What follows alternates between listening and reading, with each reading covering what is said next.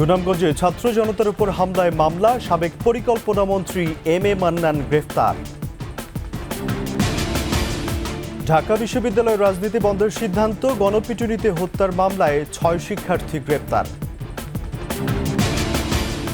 আইন বহির্ভূত হত্যা সমর্থন করে না অন্তর্বর্তী সরকার, ফ্যাসিবাদ রুখতেই করা হবে সংস্কার।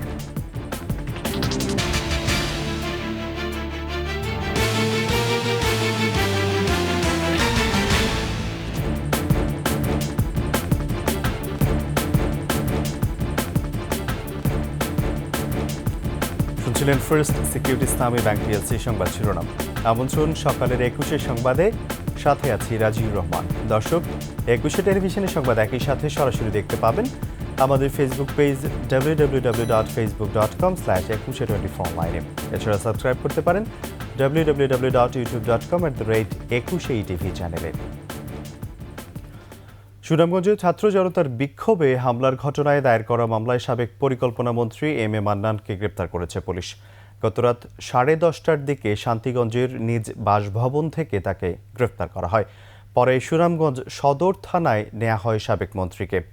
আজ তাকে তোলা হবে আদালতে।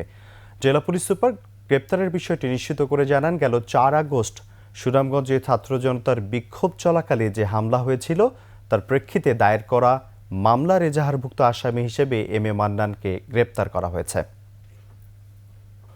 ঢাকা বিশ্ববিদ্যালয় ক্যাম্পাসে পরবর্তী নির্দেশ না দেওয়া পর্যন্ত শিক্ষার্থী, শিক্ষক, কর্মকর্তা, কর্মচারীদের রাজনীতি বন্ধের সিদ্ধান্ত নিয়েছে সিন্ডিকেট।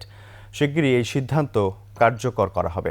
এছাড়া ডাকসু কিভাবে কার্যকর করা যায় এ বিষয়ে আলোচনার পাশাপাশি কমিটি গঠনেরও সিদ্ধান্ত নেওয়া হয়েছে। বৃহস্পতিবার রাতে ঢাকা বিশ্ববিদ্যালয়ের প্রশাসনিক ভবনের উপাচার্য লাউঞ্জে জরুরি সিন্ডিকেট সভায় এসব বিষয়ে আলোচনা হয়। বৈঠক সংশ্লিষ্টরা জানান, ক্যাম্পাসের ভেতরে পরবর্তী নির্দেশ না দেয়া পর্যন্ত ছাত্র, শিক্ষক, কর্মকর্তা, কর্মচারীদের সব ধরনের রাজনীতি বন্ধের বিষয়ে প্রাথমিক সিদ্ধান্ত নেওয়া হয়েছে। চূড়ান্ত সিদ্ধান্ত শীঘ্রই নোটিশ আকারে জানিয়ে দেওয়া হবে বলে জানান বিশ্ববিদ্যালয়ের প্রভিসি প্রফেসর সাইমা হক বিদিশা।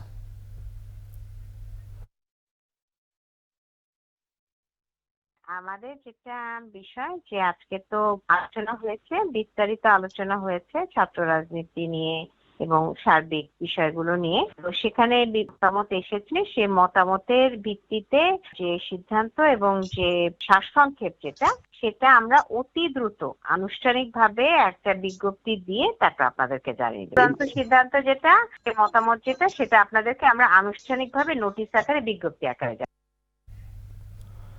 ঢাকা বিশ্ববিদ্যালয়ে চোর সন্দেহে গণপিটুনিতে নিহত তোফাজ্জল হত্যা মামলায় 6 শিক্ষার্থীকে গ্রেপ্তার করেছে পুলিশ। এ ঘটনায় ফজলুল হক মুসলিম হলের আবাসিক শিক্ষকদের নেতৃত্বে 7 সদস্যের তদন্ত কমিটিও গঠন করা হয়েছে। আদিত্য মামুনের রিপোর্টে বিস্তারিত। গেল বুধবার রাতে ঢাকা বিশ্ববিদ্যালয়ের ফজলুল হক মুসলিম হলের সামনে থেকে মানসিক ভারসাম্যহীন এক যুবককে চোর সন্দেহে পিটুনি দেয় হলের শিক্ষার্থীরা। ক্যান্টিনে খেতেও দেয় তাকে। পরে আবারও উপর্যুপরি হামলা, নির্যাতনে অচেতন হয়ে পড়েন তোফাজ্জল। শিক্ষার্থীরা তোফাজ্জলকে ঢাকা মেডিকেলে নিয়ে যাওয়ার পর কর্তব্যরত চিকিৎসক তাকে মৃত ঘোষণা করলে পালিয়ে যায় হত্যায় জড়িতরা। নিহত তোফাজ্জল বরগুনা জেলার পাথরঘাটা থানার কাঁঠালতলী ইউনিয়নের ছাত্রলীগের সাবেক সভাপতি। পিতামাতাহীন তোফাজ্জলের নেই আপন কোনো ভাই বোন। সকালে শুনি যে মেরে তারপর হলো হসপিটালের বাইরে রেখে গেছে। আব্বা আম্মা আগেই মারা গেছে, তারপরে ও এদিক সেদিক থাকতো। জড়িতদের দৃষ্টান্তমূলক শাস্তি দাবি করেছেন স্বজন ও এলাকাবাসী। স্যার, আল্লাহর কাছে বলা ছাড়া আমাদের আর কিছু নাই। মানসিক ভারসাম্যহীন হয়ে গেল 4 বছর ধরে উদ্ভ্রান্ত জীবন যাপন করছিলেন তোফাজ্জল। আদিত্য মামুন, 21 টেলিভিশন, ঢাকা। এদিকে গণপিটুনিতে নিহত হয়েছেন জাহাঙ্গীরনগর বিশ্ববিদ্যালয়ের সাবেক ছাত্রলীগ নেতা শামীম আহমেদ ওরফে শামীম মোল্লা। দোষীদের বিচার দাবি করেছে বৈষম্য বিরোধী ছাত্র আন্দোলন। এ ঘটনায় বিশ্ববিদ্যালয় কর্তৃপক্ষ 8 শিক্ষার্থীকে সাময়িক বরখাস্ত করেছে। ঘটনা তদন্তে 6 সদস্যের কমিটি গঠন করেছে প্রশাসন। সাভার প্রতিনিধি তথ্যচিত্রের ডেস্ক রিপোর্ট। বুধবার রাতে জাহাঙ্গীরনগর বিশ্ববিদ্যালয়ের ৩৯তম ব্যাচের শিক্ষার্থী শামীমকে মারধরের একটি ভিডিও সামাজিক যোগাযোগ মাধ্যমে ছড়িয়ে পড়ে। 15 জুলাই রাতে উপাচার্যের বাসভবনে আন্দোলনরতদের উপর হামলার ঘটনায় শামীম সামনের সারিতে ছিলেন এমন অভিযোগ তুলে বুধবার বিকালে তাকে বিশ্ববিদ্যালয়ের প্রান্তিক গেট এলাকা থেকে আটক করা হয়। এরপর ধরে নিয়ে দেয়া হয় গণপিটুনি। রাতে তিনি চিকিৎসাধীন অবস্থায় মারা যান। এইভাবে একজন মানুষের মারতে পারে না। আমার ছেলে তো খারাপ আসার না, আমার ছেলে মানুষের উপকার করছে, অপকার করে নাই কেউ। ঘটনার প্রতিবাদে বিশ্ববিদ্যালয় ক্যাম্পাসে বিক্ষোভ করেন সাধারণ শিক্ষার্থীরা। দোষীদের বিচার দাবি করেছে বৈষম্য বিরোধী ছাত্র আন্দোলন। তারা যেই হোক না কেন, যে দলেরই হোক না কেন, যে প্ল্যাটফর্মে হোক না কেন, দ্রুত তাদের বিচারের ব্যবস্থা গ্রহণ করা উচিত এবং তাদের বিচার নিশ্চিত করা উচিত। এই ধরনের ঘটনা আসলেই কাম্য না। আমরা এই তীব্র নিন্দা প্রতিবাদ জানাই, কারণ আইন কারোই নিজের হাতে তুলে নেওয়ার ক্ষমতা নেই। প্রশাসন যদি এই বিষয়ে দায় না নেয়, তাহলে সেই বিষয়ে আমরা ব্যবস্থা গ্রহণ। প্রক্টর জানান, ভিডিও ফুটেজ দেখে দোষীদের চিহ্নিত করে বিচারের আওতায় আনা হবে, আর আইনি ব্যবস্থা নেওয়ার কথা জানিয়েছে পুলিশ। ভিডিও ফুটেজ দেখে দোষীদেরকে শনাক্ত করে বিশ্ববিদ্যালয়ের যে আইন আছে সেটা অনুযায়ী ব্যবস্থা গ্রহণ করবেন বলে সিদ্ধান্ত নিয়েছে। নিহত শামীম মোল্লা বিশ্ববিদ্যালয়ের 39তম ব্যাচের সাবেক শিক্ষার্থী ও শাখা ছাত্রলীগের সাবেক সাংগঠনিক সম্পাদক ছিলেন। সমর ইসলাম, ডেস্ক রিপোর্ট, 21 টেলিভিশন। সরকার কোনোভাবে আইন বহির্ভূত হত্যাকে প্রশ্রয় দেবে না বলে সাফ জানিয়ে দিলেন আইন উপদেষ্টা ডক্টর আসিফ নজরুল। প্রধান উপদেষ্টার সাথে সংস্কার কমিশনগুলোর বৈঠকের পর আইন উপদেষ্টা আরও জানান, সরকার গঠিত 6টি কমিশন 31 ডিসেম্বরের মধ্যে রিপোর্ট দেবে। মেহেদী হাসানের রিপোর্ট। স্বৈরাচারী সরকারের পতনের পর বিভিন্ন খাতে সংস্কারের প্রতিশ্রুতি দিয়েছে অন্তর্বর্তী সরকার। এ লক্ষ্যে 6টি কমিশনও গঠন করা হয়েছে। এই কমিশনগুলো কিভাবে কাজ করবে, কতদিনের মধ্যে রিপোর্ট দেবে তা ঠিক করতেই এই বৈঠক। পরে সাংবাদিকদের মুখোমুখি হন আইন উপদেষ্টা। জানান, আগামীতে কোনোভাবেই যাতে আর ফ্যাসিবাদ ফিরে আসতে না পারে সে লক্ষ্যেই সংস্কার করা হবে। কমিটিগুলো আপনার 1 অক্টোবরের মধ্যে কাজ শুরু করবে এবং আমরা আশা করছি ওনারা 31 ডিসেম্বরের মধ্যে একটা রিপোর্ট আমাদের জমা দিবেন। এদিকে বৃহস্পতিবারও 2জন গণপিটুনিতে নিহত হয়েছেন। এ ধরনের ঘটনার পুনরাবৃত্তি সরকার আর হতে দেবে না বলেও জানান আসিফ নজরুল। আপনারা যে মব জাস্টিসের ঘটনা দেখেছেন, বিশেষ করে ঢাকা বিশ্ববিদ্যালয়ে যে ঘটনা ঘটেছে, সেটা আমাদের সবাইকে মর্মাহত করেছে। সেটা আমাদেরকে খুবই কষ্ট দিয়েছে। আমরা ইতিমধ্যে ব্যবস্থা নিয়েছি, ইতিমধ্যে 3 জনকে গ্রেফতার করা হয়েছে এবং আমরা এই ধরনের ঘটনার এড়ানোর জন্য যত রকম পদক্ষেপ নেওয়া প্রয়োজন তত রকম পদক্ষেপ নেব। বিচার শুরু হওয়ার পরই শেখ হাসিনাকে ভারত থেকে ফিরিয়ে আনার ব্যাপারে সিদ্ধান্ত হবে বলেও জানান আইন উপদেষ্টা। অচিরেই আপনারা দেখবেন বিচার শুরু হয়েছে। বিচার শুরু হওয়ার পর ডেফিনেটলি আমরা এক্সট্রাডিশন চাবো। মেহেদী হাসান, 21 টেলিভিশন, ঢাকা। বেসরকারি টেলিভিশন চ্যানেলগুলোর মাথা থেকে নামল বিটিভির সংবাদ প্রচারের বোঝা। সরকারি নির্দেশে রাষ্ট্রায়ত্ত চ্যানেল বিটিভির সংবাদ অন্যান্য চ্যানেলে বিনামূল্যে প্রচারের বাধ্য করে আসছিল আওয়ামী সরকার। তথ্য সম্প্রচার মন্ত্রণালয় এই বাধ্যবাধকতা তুলে নেয় স্বস্তি ফিরেছে গণমাধ্যমে। পাশাপাশি 15 বছরের ক্ষতিপূরণ দাবিতে রিট করার পরামর্শ দিয়েছেন বিশেষজ্ঞরা। বিস্তারিত আকবর হোসেন সুমনের রিপোর্টে।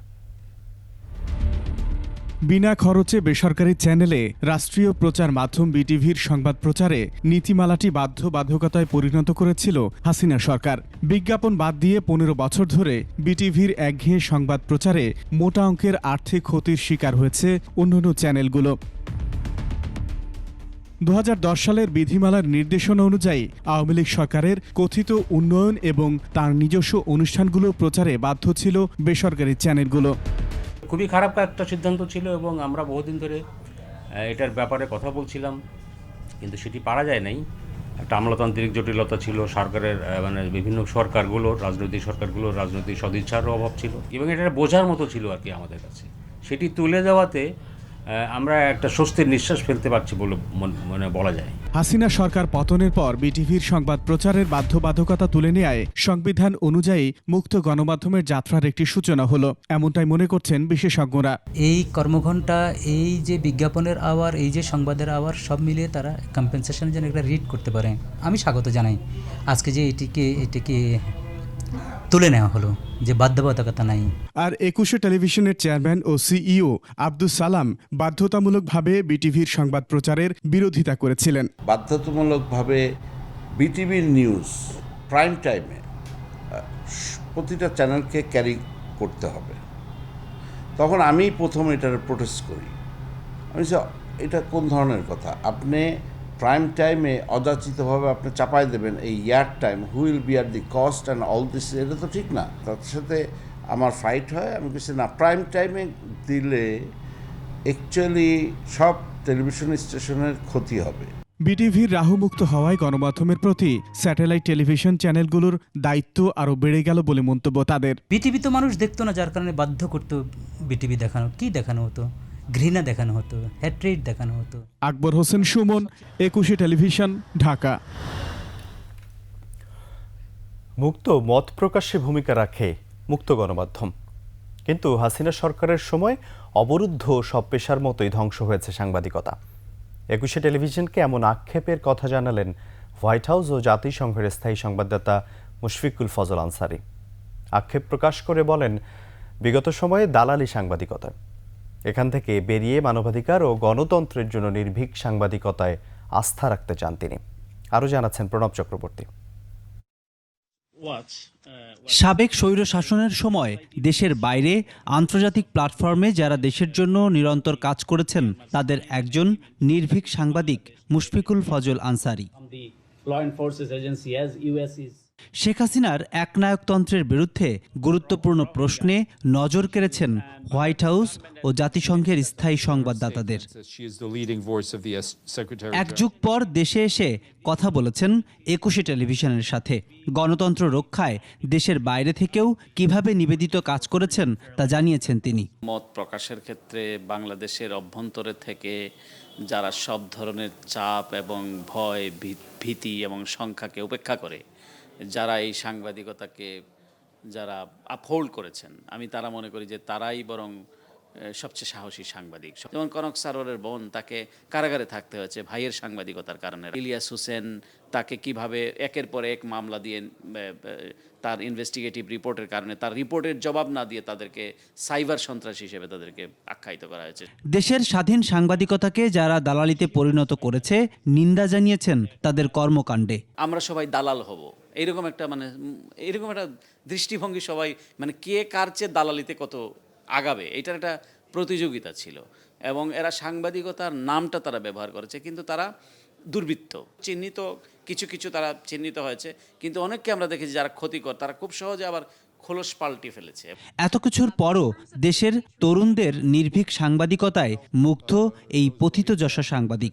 এই প্রজন্ম যারা সাংবাদিকতায় প্রবেশ করছে তারা রিয়েলি যে জার্নালিজম বলতে যা বোঝায়, যে ফ্রি মিডিয়া যেটা বলতে যা বোঝায়, তারা সেখানে কন্ট্রিবিউশনে সক্ষম হবে। গণতন্ত্রের স্বার্থে ফ্যাসিস্টদের বিষয়ে সতর্ক থাকার আহ্বান জানান মুশফিকুল ফজল আনসারী। কারণ ফ্যাসিস্টদের প্রেতাত্মা তারা ঘুরে বেড়াচ্ছে সর্বত্রই, সুতরাং এখনো আমাদের কাজ শেষ না, আমি মনে করি। প্রণব চক্রবর্তী, 21 টেলিভিশন, ঢাকা। শেষ করছি সকালের 21 সংবাদ। যাবার আগে ফার্স্ট সিকিউরিটি ইসলামী ব্যাংক পিএলসি সংবাদ শিরোনামগুলো আরও একবার। সুনামগঞ্জে ছাত্র জনতার উপর হামলায় মামলা, সাবেক পরিকল্পনা মন্ত্রী এম এ মান্নান গ্রেফতার। ঢাকা বিশ্ববিদ্যালয়ের রাজনীতি বন্ধের সিদ্ধান্ত, গণপিটুনিতে হত্যার মামলায় 6 শিক্ষার্থী গ্রেপ্তার। আইন বহির্ভূত হত্যা সমর্থন করে না অন্তর্বর্তী সরকার, ফ্যাসিবাদ রুখতেই করা হবে সংস্কার।